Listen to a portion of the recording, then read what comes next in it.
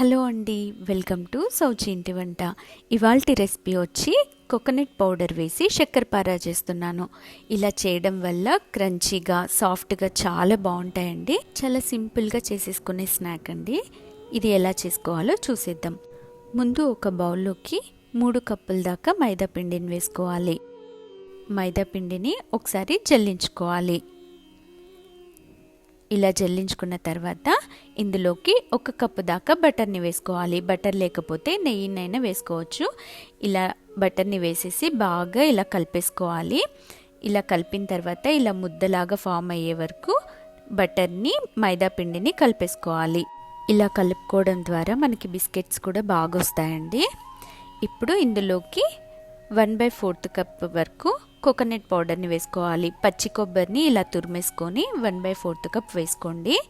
చాలా బాగుంటుంది. మనకి క్రంచీగాను ఉంటుంది, సాఫ్ట్గాను ఉంటుంది. ఇలా వేసేసుకొని ఒకసారి కలిపేసుకోవాలి. కోకోనట్ పౌడర్ కూడా పిండిలోకి కలిసే వరకు బాగా కలుపుకోవాలి. ఇలా కలుపుకున్న తర్వాత 1 కప్పు దాకా పాలల్లోకి షుగర్ని 1 కప్పు దాకా షుగర్ని కూడా వేసేసి షుగర్ కరిగిన తర్వాత అదే పాలు వేసి పిండిని కలుపుకోవాలి.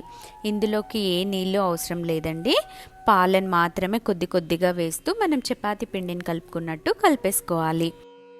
పిండి కలిపేటప్పుడు అసలు నీళ్ళే అవసరం ఉండదు. కరెక్ట్ క్వాంటిటీతో తీసుకున్నామంటే 3 కప్స్ మైదా పిండికి 1 కప్ దాకా పాలను తీసుకున్నామంటే కరెక్ట్గా సరిపోతుంది. ఇలా సాఫ్ట్గా కలిపేసుకోవాలి. ఇప్పుడు ఈ పిండిని 2 పార్ట్స్గా చేసుకోవాలి.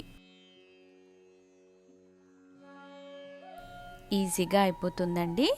ఇలా 2 పార్ట్స్గా చేసేసుకొని ఒక 1/2 ఇంచు మందంతో మనం రోటీలాగా చేసుకున్నామంటే సరిపోతుంది. మరీ ఎక్కువైనా బాగుండదు, తక్కువైనా బాగుండదు. సైజుని బట్టి చూసుకోండి. ఇది చేసుకునేలోగా ఇంకోవైపు డీప్ ఫ్రై కోసం ఆయిల్ని కూడా పెట్టుకుంటే మనకి 2 పనులు ఒకేసారి అయిపోతాయి. ఇప్పుడు దీన్ని ఇష్టం వచ్చిన షేప్లో కట్ చేసుకోవచ్చు. నేను స్క్వేర్ షేప్లో కట్ చేసుకుంటున్నాను.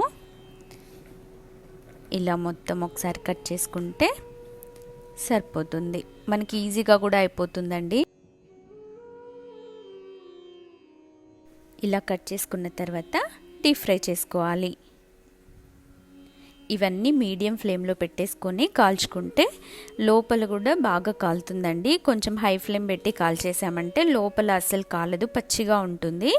ఇలా బ్రౌన్ కలర్ వచ్చిన తర్వాత తీసేసుకోవాలి. ఇవి చల్లారిన తర్వాత క్రిస్పీగా చాలా సాఫ్ట్గా ఉంటాయి. చాలా బాగుంటాయండి ఈ స్నాక్స్. ఈ బిస్కెట్స్ని కనీసం 20 డేస్ వరకు కూడా మనం స్టోర్ చేసుకోవచ్చు. మీకు ఈ రెసిపీ నచ్చిందని అనుకుంటున్నాను. మీకు నచ్చినట్టయితే ప్లీజ్ లైక్ చేయండి, షేర్ చేయండి, సబ్స్క్రైబ్ చేయడం మాత్రం మర్చిపోవద్దు. Thank you for watching.